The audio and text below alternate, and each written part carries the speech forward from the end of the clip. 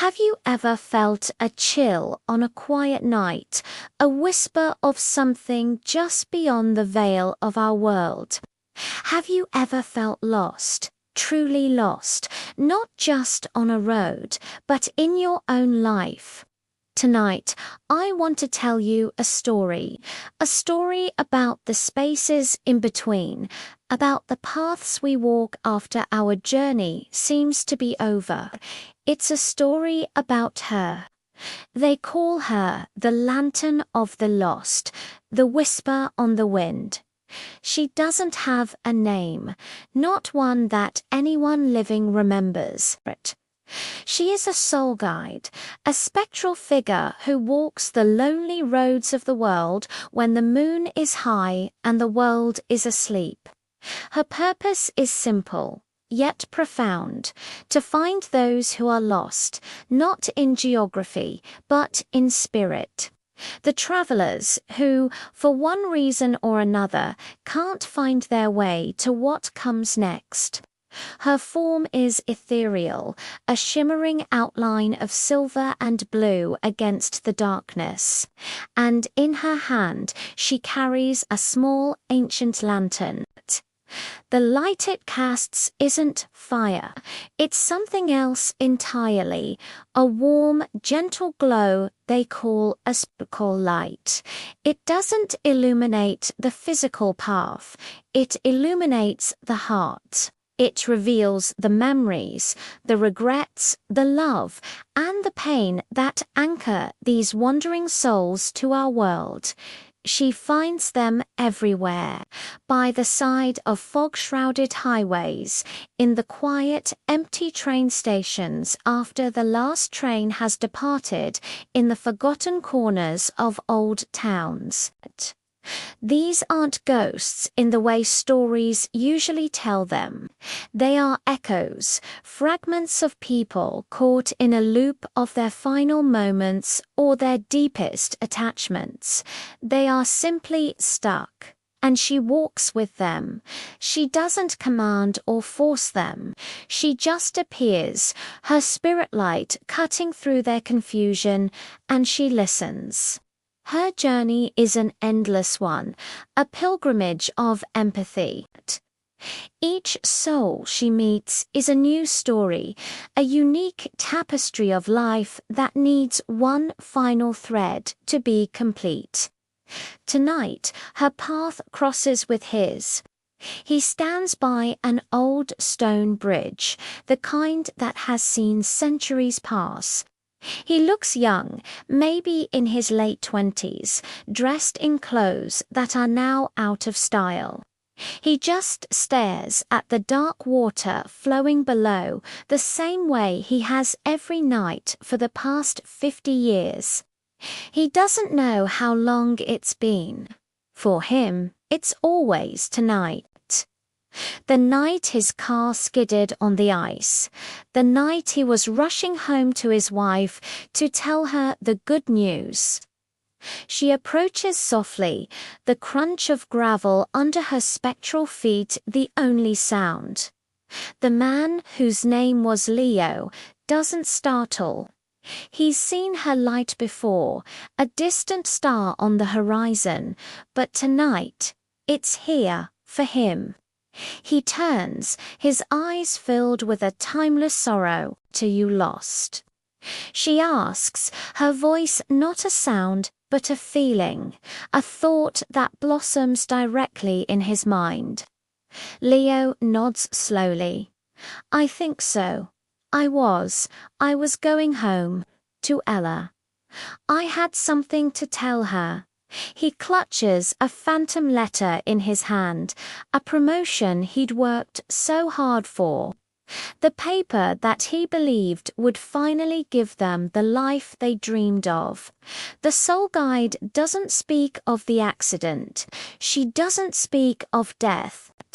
That's not her role. Her role is to help them finish their journey. Tell me about Ella, she says, her spirit light glowing a little warmer, a little brighter. And so Leo begins to talk.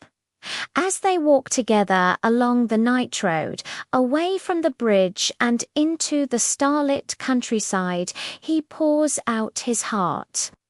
He talks about how they met at a summer fair, how her laughter was like music. He talks about their tiny apartment, the dreams they painted on the walls, the promises they made to each other under the stars. He talks about his fears, his insecurities, his desperate need to provide for her, to be worthy of her love. The lantern in her hand pulses with each memory he shares. Its light projects faint images onto the path before them, a smiling face, two hands clasped together, a dance in the rain. These are not just memories. They are the anchors holding him here, the unresolved emotions, the unspoken words.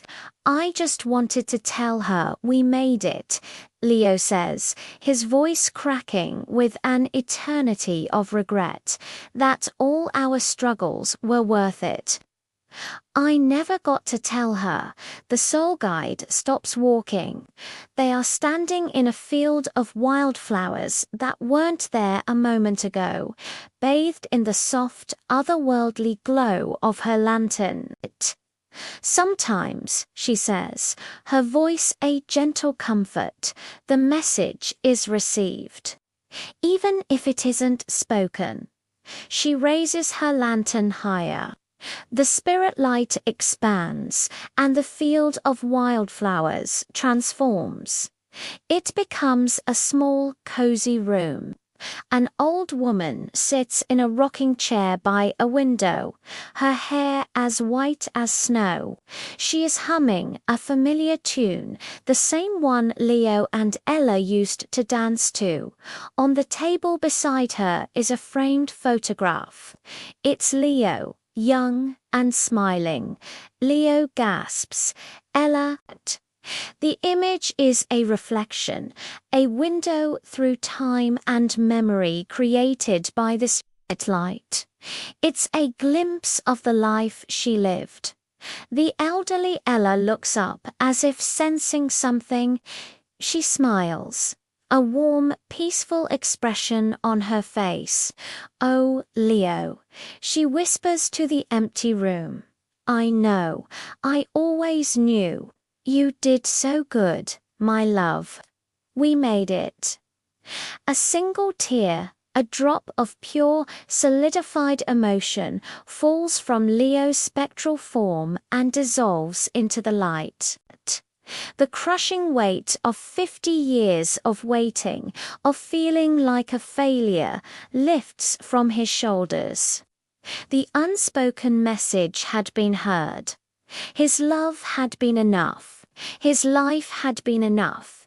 He turns to the soul guide, his face transformed. The sorrow is gone, replaced by a radiant peace. Thank you, he says, the words clear and whole. I think I can go home now. The night road before him changes. It is no longer a dark, lonely path. It is a path of starlight leading up into the vast, beautiful cosmos. It's inviting, it's warm, it's the way forward. Leo takes a step onto the new path. He looks back at the soul guide one last time and gives a grateful nod. Then he turns and walks into the light, his form slowly dissolving into 1,000 shimmering motes of dust, rejoining the great energy of the universe. He has found his closure. The soul guide watches him go, her lantern dimming slightly. The field of wildflowers fades, and she is once again standing on the lonely country road. Her work with Leo is done, but her journey is not. She takes a breath, a silent intake of the cool night air, and continues her walk. Further down the road, another light flickers, a flicker of confusion, of a soul caught between worlds, another traveler waiting for a guide, another story waiting to be heard, another heart waiting for the gentle glow of a spirit light to show them the way. She is the keeper of stories, the walker of the twilight paths. She is the quiet promise that no one is ever truly lost forever. And as long as there are echoes lingering in the darkness, she will be there, walking the night road, her lantern held high, ready to listen. Thank you for joining me on this journey tonight.